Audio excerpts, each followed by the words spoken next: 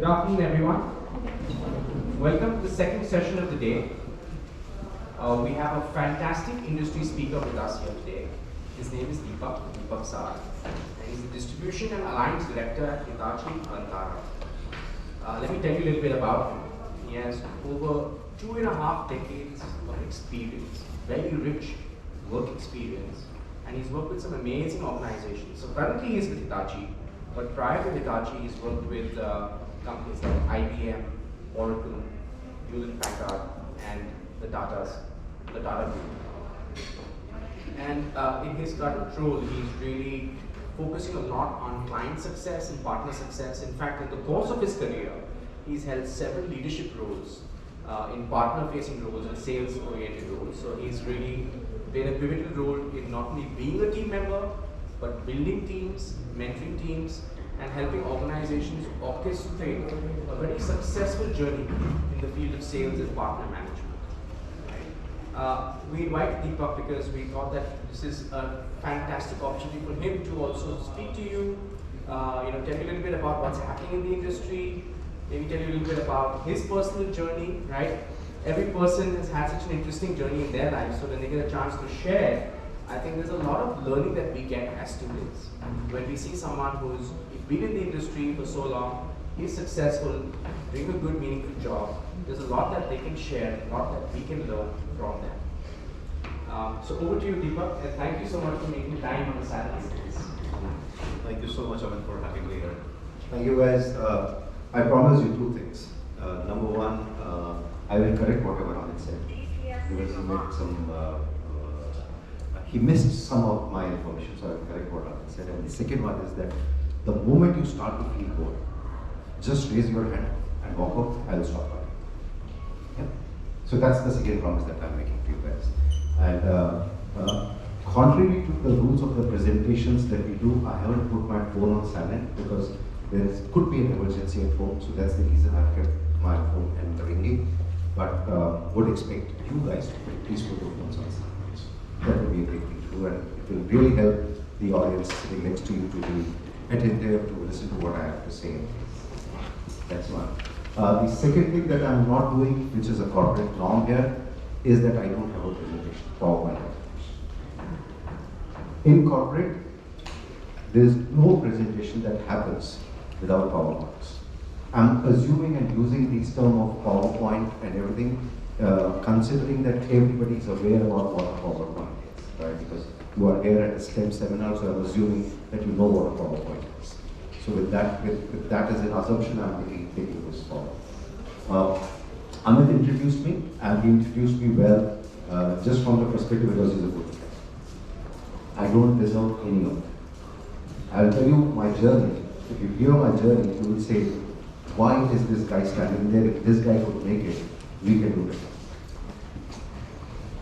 So I'll just tell you my journey about that. It all started in 1986. Actually 87. It all started in 1987. 1987, I decided to go ahead and pursue my engineering course. How many of you are well versed with the geography of India? Any show of hands? Well versed with the geography of India? Yeah, somewhat. So if I throw a name of a city, let me know if you know that which state that city is in. Okay? The name of the city is Nanded. Anybody knows where Nanded is? Have you heard? Has anybody heard of a city called Nanded? N-A-N-D-E-D is spelled.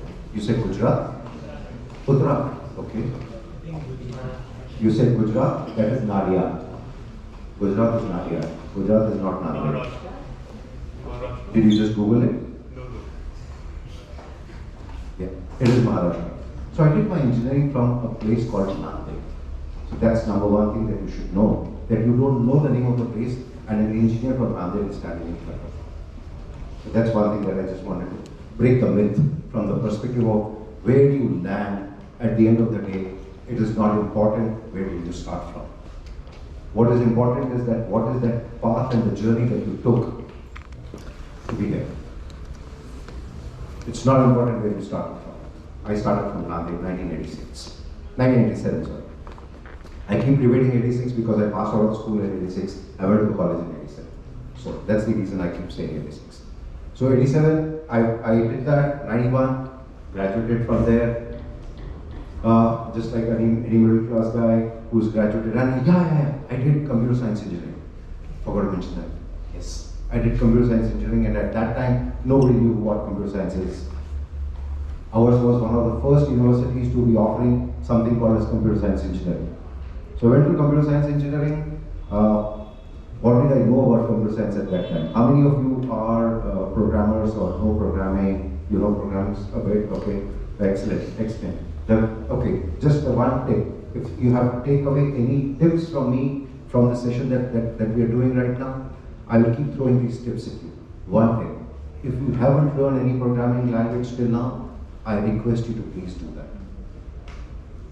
I request you to please do that, because if you have to be successful in your future life, in your careers, if you don't have that programming language with you and you are pursuing a STEM career, you would need help. You need help in that. So please make sure that that's one thing that you do. Okay, why did I mention about that? So the only thing that I knew was C. And C not as what we know today. C as what it was back then. Right? So, did that. Most of my class went to the US, because that was the dream. I don't know about to go to the US, I stayed back. And I'm so very glad. I'm sorry for that use of that word, but I'm so glad that I just stayed back. Because I will really enjoy my time there. So 91 when I came out, started to work. The first calling, I thought that, okay, the job that you guys see me doing is more of partner facing, customer facing, and stuff like that. So I thought, in the college also, what I thought was that I love interacting with people. I love interacting with people. That's my calling, my passion, whatever name that you want to give. But I love to interact with people. I love to be of any kind of help, support, whatever that I can do with people. So I am a completely people's man. Completely people's man. So there I thought that, okay, my calling there, in that case, should be sales. I should get into sales. The first thing, easiest job to get at that time, 1991, nobody knew what computer was. Nobody was buying computers at that time. So, and here comes a computer engineer who possibly knows everything about computers, right? That's the expectation that everybody in the corporate has from me. When I landed in a company and I started to talk about computers and stuff, didn't make any sale for 6 months. Finally then I realized possibly I need to learn more about computers. So what I did was that I changed my job back, and I went back to something which is hardcore programming. And hardcore programming not in a software company, but hardcore programming in a company which is a user company. Understand the difference between a software company and a user company? Yes, no? Yes, no? Yes. It's okay to say no. No? Okay. So software company is the company which basically makes the programs and develops the products for the user company, which is typically a manufacturing company or a company which, for example, okay, let me put it this way. Currently, it's a product. It's not an application, where it's a product. So you use Microsoft. So Microsoft is a software company. The products that you use, you are the users. So if it is deployed in any company, it will be called as a user company. So that's the difference between a software and a user company. So I joined a user company, wherein I got a very rich experience of developing ERPs. ERP, anybody? Okay. Enterprise resource planning softwares. Basically, the softwares which help you plan the resources which are there in an enterprise. So that's the stuff that we did. At that point in time, it was not a very popular word, but we did whatever we could from that standpoint. So we did that work, and I really enjoyed that. But as I said, my calling possibly was back into sales. I went to my MBA, did my MBA, and then got into my run, which is the run with the sales. That's where the fun started. That's where the fun began. The fun began from the perspective of going out and selling to people, from the perspective of going and designing solutions for people. Now, understand that what is the journey that I'm talking about, and why am I speaking to you guys about this journey. I did not get into selling just because I had a flair for selling. I got into selling because I wanted to solve some problems for my customers and my clients. How would I solve a problem if I don't understand that what the problem is? How would I understand the problem till the time I don't know the technology, the science, and the engineering behind that problem? Or what is required to be done to cater to solve that problem? What is it that I should be throwing at a problem to get that problem solved? Is what was very, very important for me to go through before I landed up doing what I'm doing right now. So that's where I am. I will not get into the products that I do, because if I get into that, we will keep talking about it till the cows come back home, then we'll go for the dinner, and then we'll talk about it again, so before the rooster crows, right? So we can do that. But if you're all willing to do that, I will talk about the products that I do. But let's cut that short. Right? So that's where I'm coming from. And in all this, I just want to tell you guys one thing. I've been very lucky to be born in the era that I was born. Because the kind of transition that I have seen in the technological field, you guys possibly are witnessing okay, let me put it this way. I've seen the evolution of the technology. You guys are seeing the transformation of the technology. So let me put it that. So I don't know, Amit, you are 18, yeah. But still 18. So Amit is also looking at the transformation, so can't take his name. So I am the only one in the room who has lived the evolution of the technology. So the evolution of the technology, when I talk about, okay, let me just do one more thing. I'm very comfortable doing this switch of languages. Hindi, everybody? Yes, sir. Hindi, everybody? Yeah. Okay. No, somebody said no. No Hindi at all. Okay. All right. So then I will not. So if no Hindi at all, so what I was basically wanted to tell you is that everybody has studied history, political science, geography, and everything in your schools, right? You've done that. Industrial Revolution, everybody, anyone? Yeah? Yes, yes. Industrial Revolution, did we all read that? You all know about Industrial Revolution? I'm not going to be asking you the dates because I know that you don't remember them. So we'll not get into the dates of the Industrial Revolution. But what I'm trying to tell you and why I'm talking about Industrial Revolution here is one very, very simple thing. What was happening and why did Industrial Revolution happen and where did it come from? The Industrial Revolution was required to make, and now I'm only talking about the practicality and the usage. I'm not getting into the politics, the economics or whatever. I'm just focusing from the perspective of the technology and where it was going at that point in time. What we were basically looking at that point in time is that how do we make it easier for the things to be done? Oh, we don't have chairs enough? Oh, that's good. That's good. They could take the sofas there on the side. Yeah, there's a chair left there. You could take a chair there. There's one that I can see in between.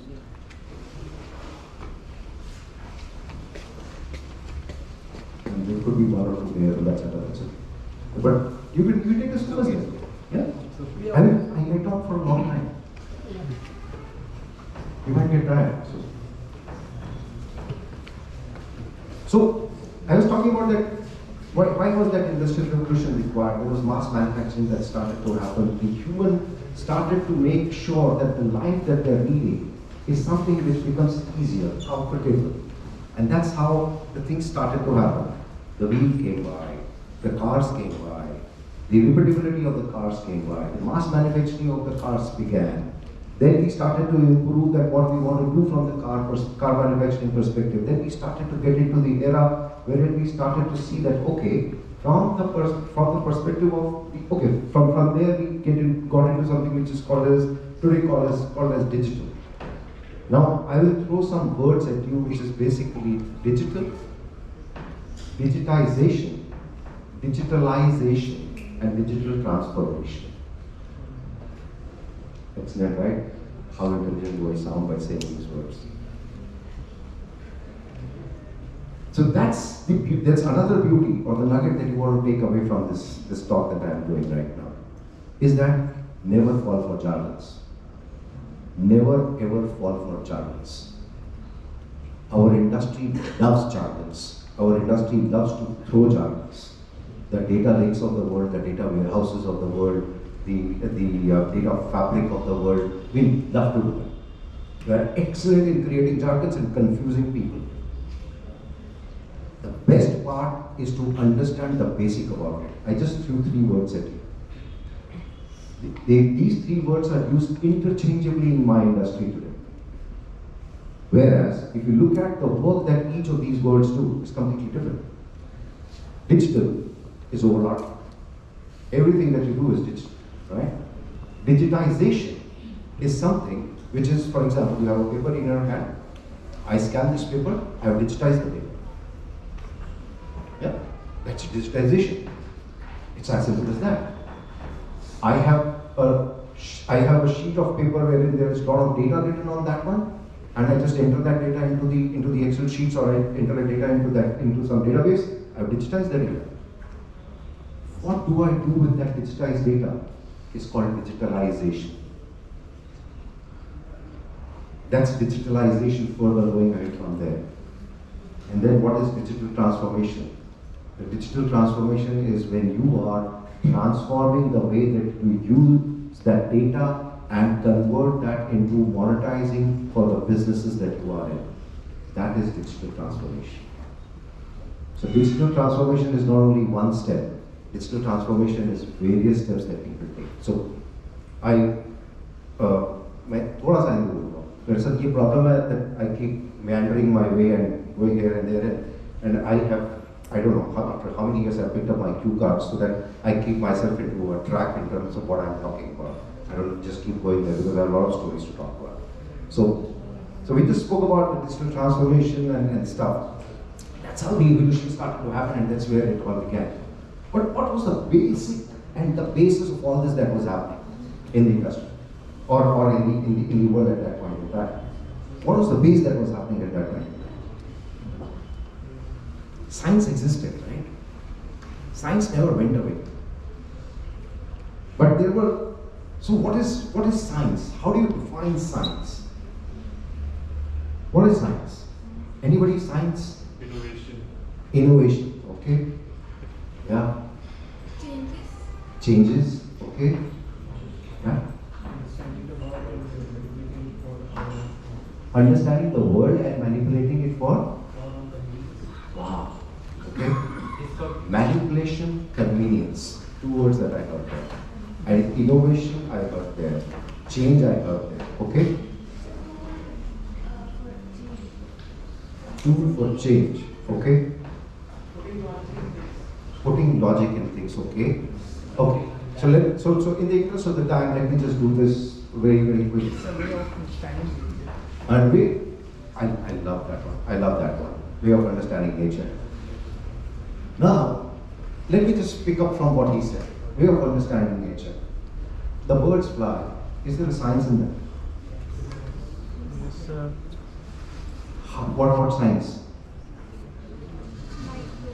Yeah? Aerodynamics. What else? Sorry? Gravity. What else?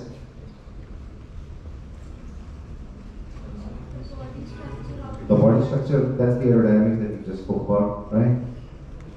Then something called the principles that we see that there is that air below the wing, and then that is what takes the flight away and things like that, right? What was that principle? Thermodynamics, right? That's okay, but there was a physics principle on that one. The air buoyancy, right? You have used so many terms. Did anybody say manipulation? Did anybody say convenience? Did anybody say change? Or innovation? Nothing, right? This is science. This is science. The use of this science is technology. When you put the science to use is what you get technology. And when you put technology to use, what you get is engineering. That's how it all works. So you have to have that understanding, which is the basic understanding of science. Amit, check me on time, please. Yeah? So you have to have that basic understanding of what science is. Mind you, science is rule-based. Science is evidence-based. Science is something which is repeatable. It has to have a rule that it follows. It has to have an evidence that it has, and it can should be debated. That's what science is. That's what science means. You could have your definition, because there's no right or wrong definition for science. But yes, if it is science, then it has to have proof. You should be able to prove it. कितना लिखा ना, कितने papers में लिखा, hence proved, QED, उल्टे 3 dots बना करके सब कितना सब कुछ लिखा है, कोई करके आता है. So let's make sure that we understand where we're going from the basic on that one. Whether it is physics, whether it is chemistry, whether it is biology, whether it is whatever. Has anybody heard of a term called biomimicry? Yeah? Somebody said yes. I would be glad to know. Brilliant. That's what is science. That's what you just said. The science inspired by nature is biomimicry. How is it being put to use today? I'm just taking this as an example right now. I'm just taking it as an example right now. Just imagine how many flights. I'm sure it's a very wrong question to ask the millennial crowd, but I will still risk myself by doing that. How many times you have just sat on, gone on a holiday, forget about at home. You've gone on a holiday and you are in hills or beach or whatever, and you've noticed the flock of birds flying. How many times have you done that? Anyone done that? Never, right? You've done that, correct? Have you seen the two birds collide? Ever? Why don't they? They don't speak. There is no GPS in each one of them. There's nobody who is telling them from the air traffic control office that, hey, you are on the wrong path, please move the path. There's nobody telling them that. That's exactly what I'm trying to tell you guys. That now, relate that to bird is equivalent to an aeroplane. How many times aeroplanes collide in the air? How many times aeroplanes crash? Yeah? You heard accidents? Why do accidents happen there and why don't accidents happen there? That's what is the nature-inspired science. You have to, if you have to love science, you have to love science to that extent. Get into science if you love science to that extent. Why did I take you through my journey? It was simply just because of this reason. There are two things that you do when you are doing your education and when you're getting into the next step. And I'll give you an example of my daughter also here in some time. So, when you're doing your journey and you're getting into the next step, what you're basically doing is that you're doing that journey from two objectives. One objective is very, very clear, which is your objective of when you are talking about getting into a not the right word, getting into a job that's well paying. Let me just put it that way. Getting into a job that is well paying, so then you say, okay, let me just tick mark, all right, this is high paying, this is okay paying, so for that, there is this qualification, so I will go and do this course. Simple method, nothing wrong. Absolutely nothing wrong in doing that. But you will excel in doing this if you have selected this because you love this. If you don't love it, if you don't like it, whatever you might do, you will always keep cribbing in terms of the job that you're doing. You will be doing, I have been working for 30 plus years now. 1992 is when I did my first job. I've been here for 30 plus years. Have I cribbed any day of my job? Every bloody. Every day I have cribbed about my job. Because my job does not give me to do this every day. This is what I love doing. So, just giving you an example in terms of that you should find out what you like doing. I love my job because it pays me the check on 30th. Without, it helps me to put my daughter into a foreign university to study her master's. So, I love my job just because of that. So, I told you that I will just do a small Did I miss something here? I think I missed something here. Okay, that's okay. Why? What I missed? So why I just a brief about my daughter, 30 seconds. So she has gone to do her masters, and she's a science student. Let me just tell you that she's a now I can call her a hardcore science student. The reason why I call her a hardcore science student, and this is an experience that you guys can possibly take in terms of the way that we thought that my daughter will be progressing her courses, and we're fortunate that she did that. She did that. So number one, she never wanted to, because me and my wife, both of us are engineers. And so my daughter said number one thing, and that was class 4 when she was in. She said, I will never become an engineer in life. I see you guys struggle, so I will never become an engineer in life. I said, okay, your choice. So is it arts? Is it commerce? Is it economics? What it is? She said, no, it is science. I will do science because I love science. So I will keep doing science, but I will never become an engineer. He said, perfectly fine. Years passed away. She did her class 12. She got into an engineering college, very near here, which is Amity University. She got into Amity University and she passed out as a BTech. She passed out as a BTech, but in biotech. She passed out as a BTech in biotech. The reason why she took biotech and why she took BTech, she had the option of getting into the BSc biotech. She had an option of getting into the BSc bioscience or whatever. But she took BTech because she wanted to go and do her masters outside this country. So she needed a 4-year degree course. So that's the only reason why she took BTech. So she stayed true to what she was doing, and she currently is pursuing what she wants to do. She's doing molecular neuroscience. So completely a science student. So forget about it.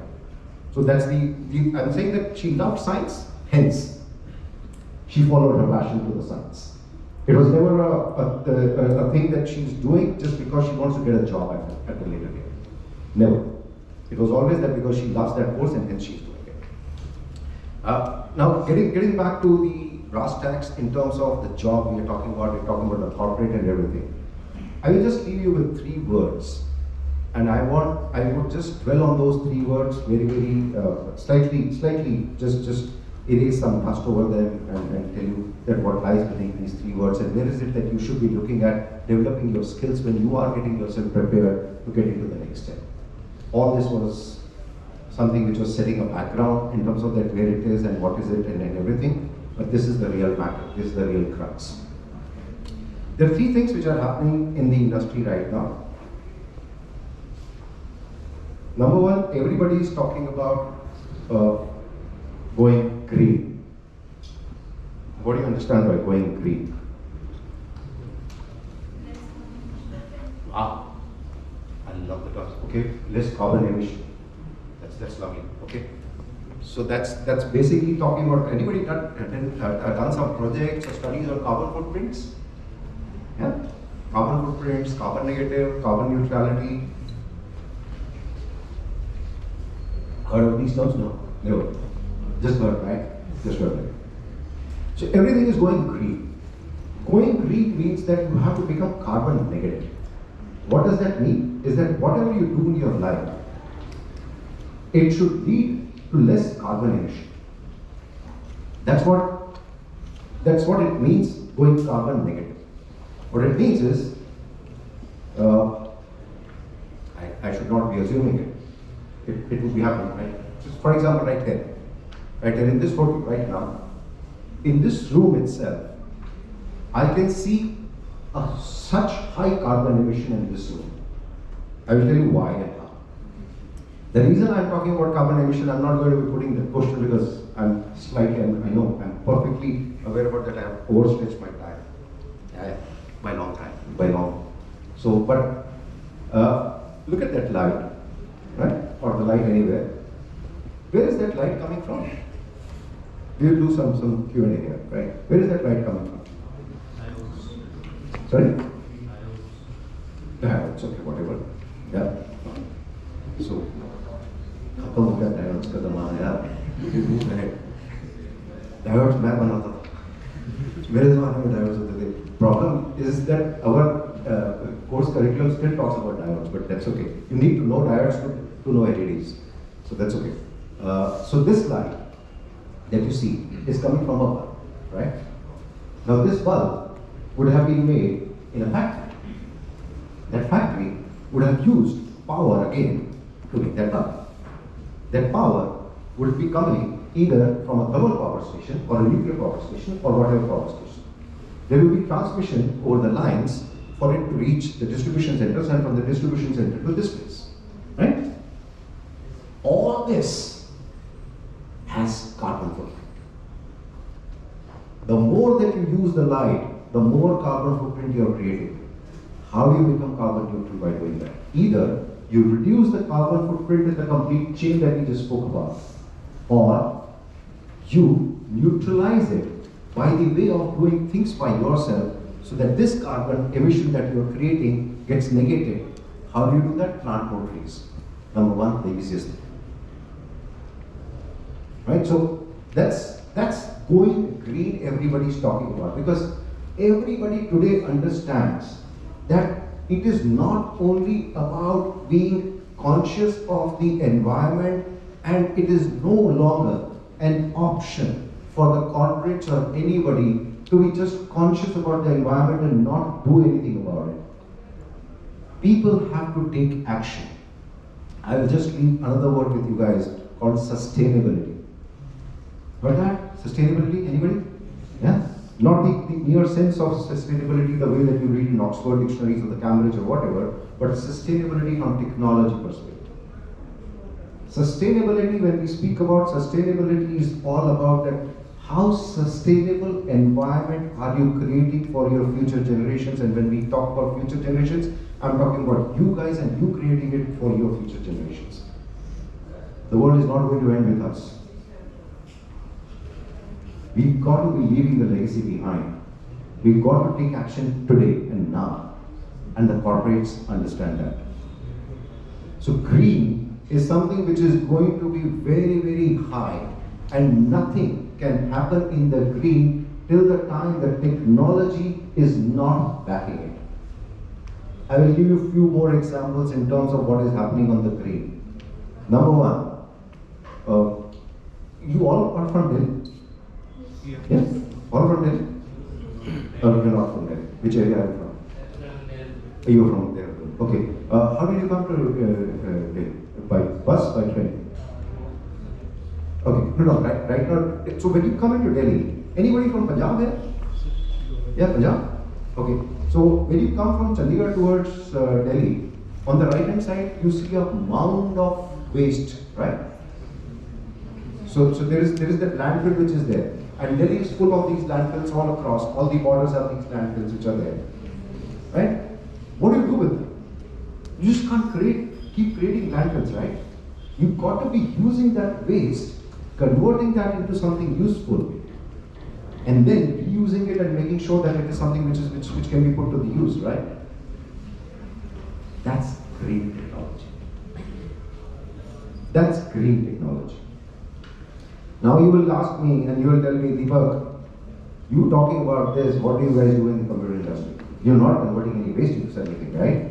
What are you guys doing from the manufacturing of computer industry perspective? Just one simple example I will give you. I'm getting slightly technical on this one, but I will have to. All of you use Google, right? Now, when you use Google or Amazon or whatever, any of these cloud vendors which are there in the marketplace, they have their server farmhouses, they have their storages and everything from which all this is running, right? You know that basic which is there. Now, when all that is running, so the places where they install this and they work on that one, that place is called data center. Familiar with the term data center, right? Kind of. So, but just told you that this is where all the computer and the network and the storage and everything sits, which is basically servicing all your requirements and all your needs which are there. Now, that data center which is there, so that data center today has a biggest problem. To run all those servers, you need power. In computer industry, our endeavor is to only make sure that we reduce the power consumption of everything that we are making, so that we start to become carbon zero, if not carbon negative. So the heat, there's a cooling required to cool that. Why are people, okay, let me just give you this one more information if you don't have. People are shifting the data centers to Iceland and Greenland. You don't need cooling there, right? You just can build it. The environment itself will keep it cool. You just don't need cooling there. You just need extra power to cool that. You don't need that. In India, people are thinking of deploying data centers in Ladakh and Leh. That's where we are moving to make sure that we are doing. So that's I spoke a lot about green because that's going to be something that you must understand and learn about and see that what can you do in that industry. That's going to be one. If job is one of the things that you're looking at, green is going to be one of the most paying jobs in the world tomorrow.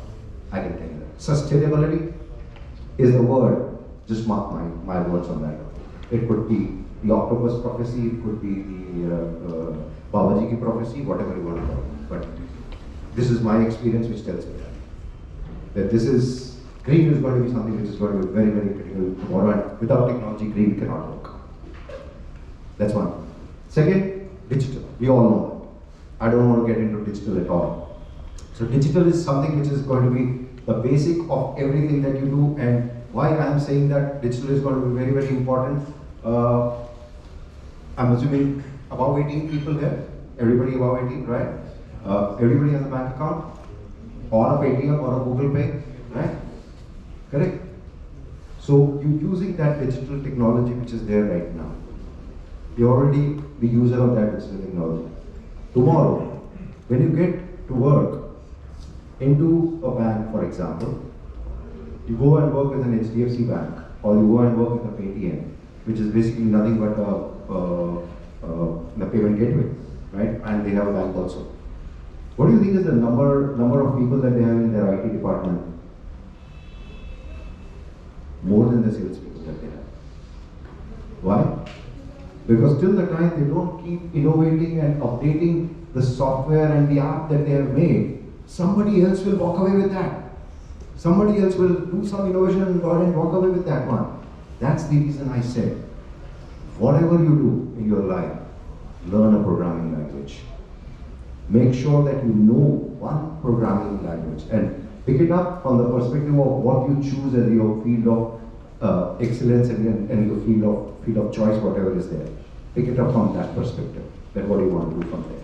So, we spoke about green, we spoke about digital, and the third one, which is driving the complete world right now, and specifically India, is innovation. Innovation cannot happen without technology. I'll give you a simple example. How many companies do you think are born every year in the world? Every year. How many companies do you think are born every year in the world?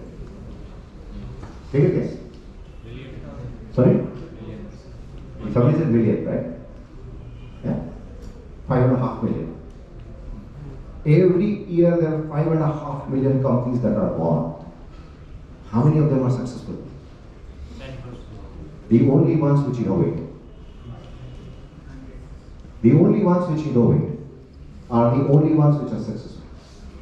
And what is the innovation? The innovation is to understand that what is my market. The innovation is to understand that what is my customer wanting from me. The innovation is to understand that how do I keep ahead of my competition and keep servicing my customer from that perspective. That's the innovation that you put in. And today, with the cloud technology, with the advent of I just threw so many jargons from the data perspective, the data science, the data lake, the data warehouse, the data fabric, the near warehouse, the near cloud, whatever. So all that innovation can only happen if you understand that what is the basic of that technology. So green, digital and innovation are the three very, very basic and critical things that are going to be the future driving the way that we're going to be doing business tomorrow. So I will just end by saying one last thing, and that is that please choose your field and please do the things that you love doing. Second, STEM, whoever coined the term, I love the person. The creativity is great. Whoever coined that term.